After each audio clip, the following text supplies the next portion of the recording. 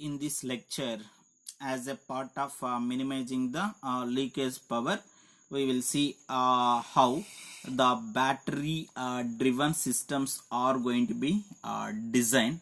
Under that, now we are concentrating on battery modeling. So if you will see, in case of this battery modeling, okay, here we have analytical models, of course, which are going to be very simple way of modeling the battery. So the analytical expressions are formulated. Okay, the analytical expressions are going to be formulated to calculate the actual battery capacity. Okay, and the lifetime under the different conditions. Okay, here we are going to be making use the Picard's formula, that is Q is equal to K divided by I power lambda, where K is the captures, okay, electrochemical effect divided by rate of capturing effects. Okay, next one is electrical circuit model. Okay, so if you will see, in case of this electrical circuit model, okay, here it will discharge us using the equivalent electrical circuit model. Okay, and capable of modeling rate, capacity and thermal effects, because particularly if you will see, by making use of SPICE model, we are going to be designing the circuit, and we are going to be developing the battery. Next, whereas coming to the next one, that is stochastic model. So it is somewhat hard. Okay, this model is somewhat hard model, we can say. Okay, here the battery is represented by a finite number of charge units and discharge behavior. The next one, the popular one, that is nothing but electrochemical model. So if you will see, in case of this electrochemical model, okay, it will deals with the thermodynamic process and physical construction. Okay, particularly here we are going to be considering the length, width, size, all the physical we are going to be considering, and we are going to be developing the battery model. Okay, now we will see here how we can scale it. What are all the parameters we are going to be considering to scale this?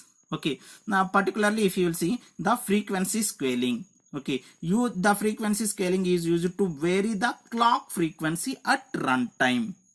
Okay, means based on the workload, we can decide, okay, at which rate the system is going to be run.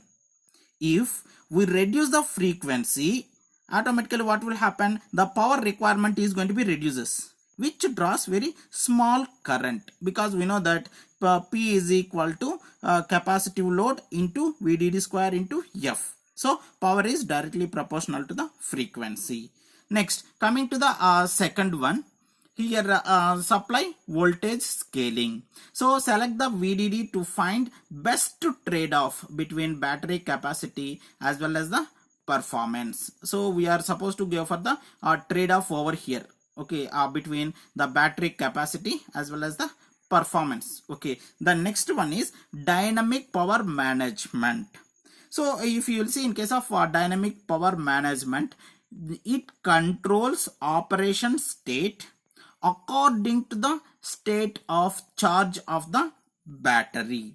Means we can, when we are going to be sometimes let me consider that we can always the battery is going to be on some duration, and if it wants to recover what's the loss there we are supposed to be switch off it.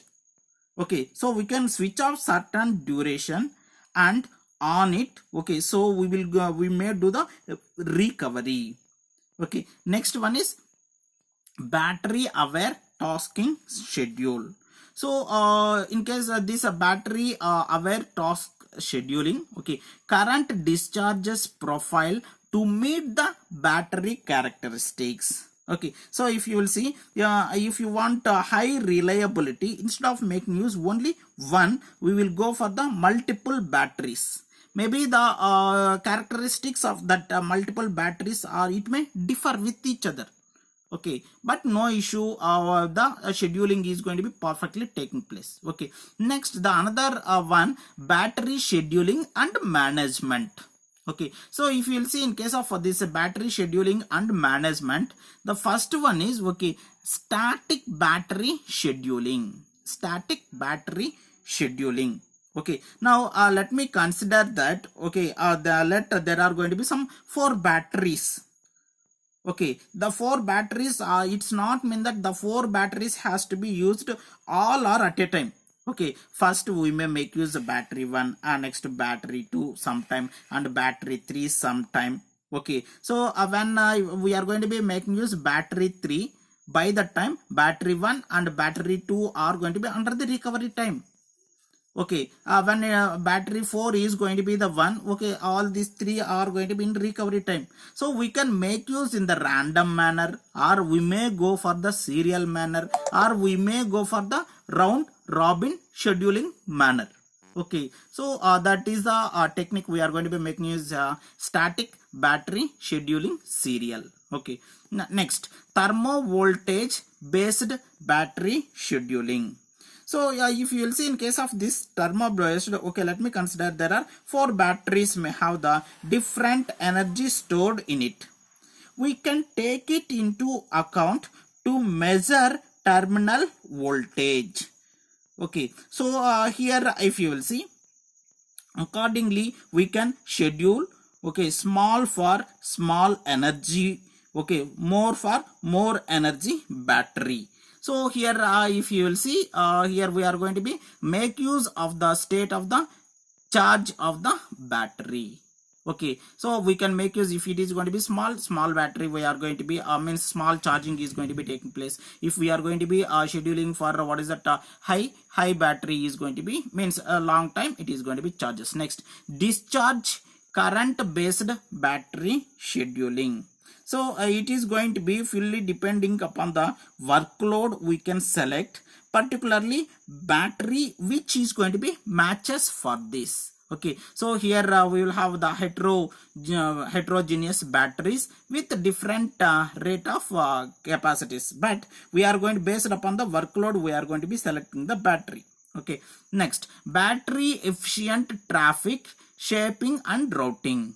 So here network protocols and communication patterns play important role in determining the battery efficiency and lifetime. Means particularly in case of the communication systems, we are going to be making use the traffic pattern. We are going to be making use to increase the battery life. The next one is battery aware task scheduling. The main aim of this scheduling is minimize the battery life, means maximize the battery life. Okay, the first one is rate capacity effect. Okay, so higher rate of discharge leads to lower available capacity.